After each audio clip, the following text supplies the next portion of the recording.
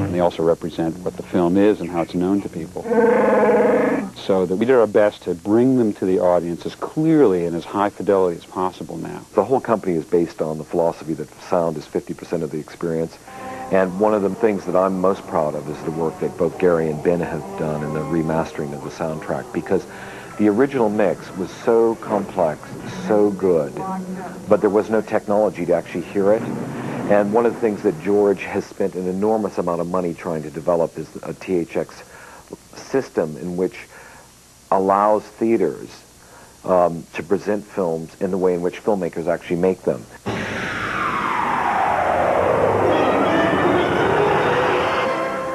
THX is, for lack of a better term, it's a philosophy. THX was something that George started back around Return of the Jedi when he developed a specification that theaters needed to meet. They had to use certain types of speakers and components that would deliver a certain performance to be called a THX theater.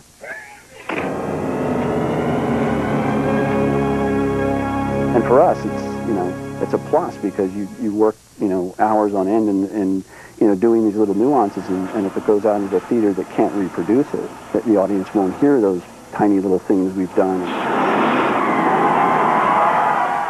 Another advance in theater technology is the advent of digital sound. All 3 films in the special edition have been remastered digitally. The advantage of the sound being presented digitally is that you have 5 channels of sound. So we've redesigned the sound field in the film to bring more of the sound off to go around the audience. So a spaceship can fly from behind you and move all the way to another corner. You also can reproduce low frequencies much more effectively, so you can get a subwoofer, a rumble that's much more effective. Vader uses the Force, and there's a rumble, and we've made you hear that rumble now. I find your lack of faith disturbing. Here they come! I think we have the music sounding much clearer now with the split surrounds. You can hear the whole orchestra and a lot of the nuances in the music that might have gotten garbled or a little buried in the original versions.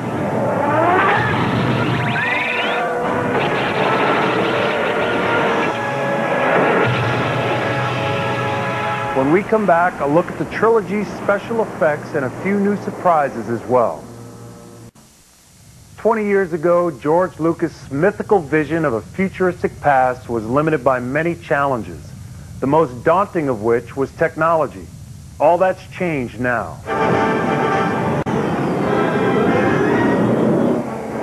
This is it! The digital technology frees you up, especially in a fantasy film like this, in ways that are basically overwhelming.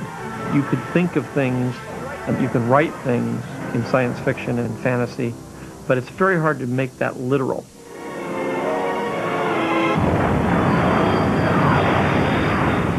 George had very specific shots that he wanted to be able to achieve, but it was extremely difficult to do that with models on wires.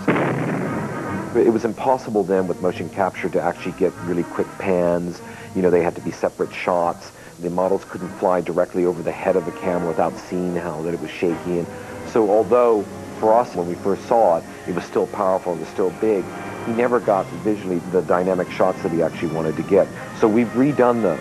Now you can actually see them. They come straight over camera, they go underneath camera, we can pan with them. That was a real challenge, but really a great deal of fun to do.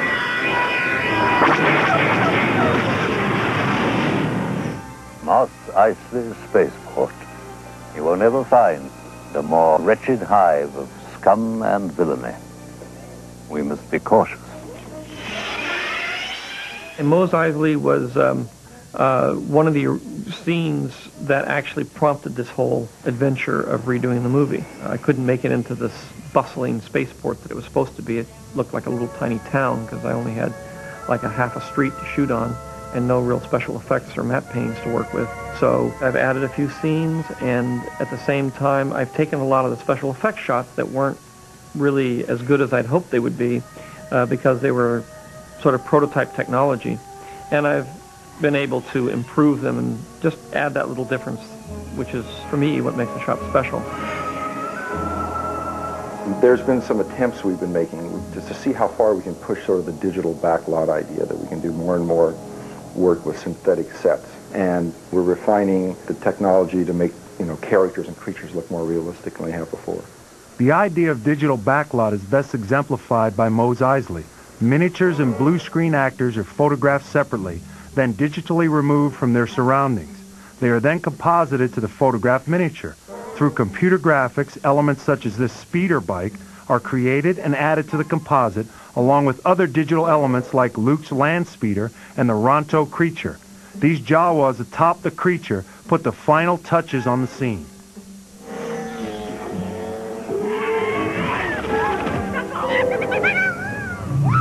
Things that would occur to George that might make a moment a little different or might open up a sequence a little more, let the audience see something they hadn't seen before, and just in general to kind of add a new twist to a moment or extend a moment a little more.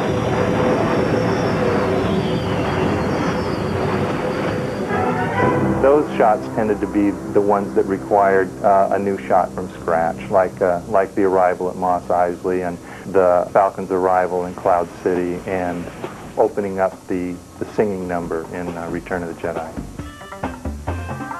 Return of the Jedi hosts a wide variety of exotic and bizarre creatures from throughout the galaxy. Nowhere is this better seen than in Jabba's palace, with an out-of-this-world band and a singer named Cy Snoodles. Originally, George envisioned a large musical number at the very beginning in Jabba's palace, but the state-of-the-art animatronics had only reached a certain level. And although there were a lot of characters, none of them could really quite move properly. Cy Snoodles couldn't really open her mouth. She couldn't lip-sync properly. Her eyes didn't move. It was, it was a very complex creature to develop. And I think this gave us the opportunity to actually open that up. There was a stage built over here at ILM where we shot the plate photography for the new footage, and then we eventually put our CG characters into that. By making them computer graphics, we're able to get them to get up and sing and dance a little more than they were able to first time around. We've added one new character that they didn't have the time to actually develop on the third film, a Yazam, and he acts as a counterpoint to Cy, and they have a little duet, and now it's just a fun musical number.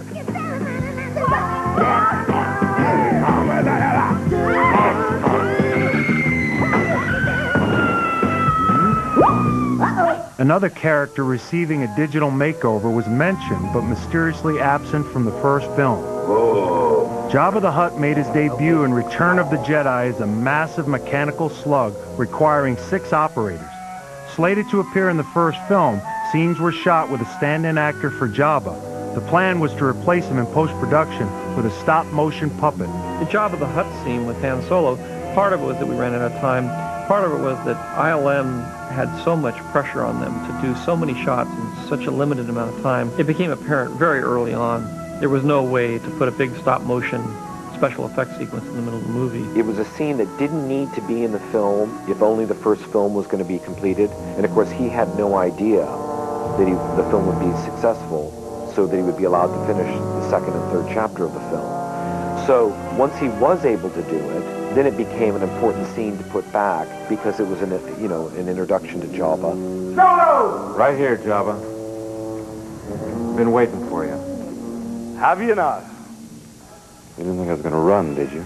This is the original plate that George shot. So the plan was for us to remove this actor and replace him with Jabba. He had to be physically in that space where this actor was, doing all the same things in a similar kind of style. The ultimate goal is to make it look like Jabba was on the set talking to Harrison Ford, and we just photographed it. This project here was about 5 shots. It took about a year to do. We took the picture of some of the stuff we found. We used some of the off-the-shelf software to build a 3-dimensional wireframe mesh. This is kind of equated with taking a canoe without a canvas and building the rungs of the canoe and then wrapping it with canvas. And then the next process is actually paint the creature.